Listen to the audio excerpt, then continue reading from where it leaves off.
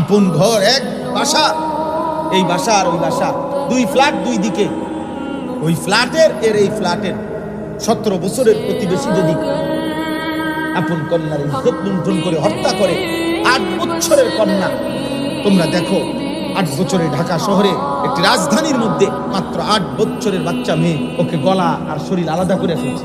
কি নৃশংস যৌন চাহিদা, লজ্জাস্থানের চাহিদা, কি অসভ্যতা, কি পরিমাণ বেড়েছে। তার মানে ওই যে অব্যাহত নারী ছবি, অস্থিরতা, রাতভর উলঙ্গ ছবি দেখা, দিবানিশি মোবাইলে পড়ে থাকা, যার কারণে যৌন চাহিদা হয়ে গেছে কুত্তার মতো, যৌন চাহিদা হয়ে গেছে শুকরের মতো, যার কারণে যা পাইতেছে সামনে যাচ্ছে যে সব সিরা বিড়াল। প্রিয় ভাই আমার, একজনই ছিল আমার মাটিতে আজ 8 বছরের কন্যা নিরাপদ না। আমার জাতির ভবিষ্যৎ কি হবে? আমাদের মেয়েরা, বাচ্চা মেয়েরা কেমনে বড় হবে?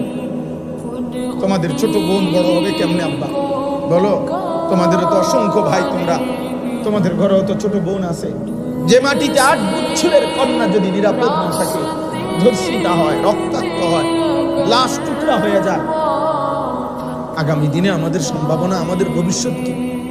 আমরা বিল্ডিং করে করবো কি, ব্রিজ করে করবো কি বলে? এই জন্য আজ সময়ের দাবি, বেটা ছেলেরা, মুসলমানের নওজোয়ান, তোমরা দাবি করা উচিত আজকে।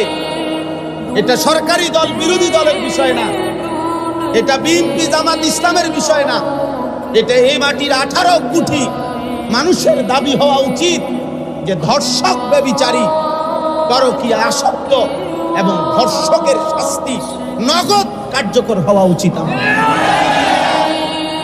এখন কার্যকর, নাইলে আমার জাতি টিকবে না। আব্বা, তোমার ঘরে তোমার বোন আছে, তোমার মেয়ে আছে, কারো নিরাপত্তা থাকবে না, জাতির নিরাপত্তা থাকবে না, সমাজের নিরাপত্তা থাকবে না। তোমরা পাগল হয়ে গেছো। তোমাদের ছেলেদের চেহারা দেখলে বোঝা যায় নারীর নেশা, মোবাইলের নেশা, ছবির নেশা তোমাদের পাগল কুকুর বানায় ফেলছে। আল্লাহ নাই, নামাজ নাই, সেজদা নাই, পাক নাই, নাফাক নাই, কিচ্ছু খবর নাই। সারাক্ষণ কোন দুষ্ট শয়তান বেঈমানে তোমাকে বুঝাইছে যে সারাক্ষণ চুল নিয়ে ব্যস্ত থাকবে। কোন বেঈমানে বলল? পৃথিবীর কোন পাগল তোমাকে বলল যে পুরুষ? আরে পুরুষ তো হলো ওই পাহাড়ে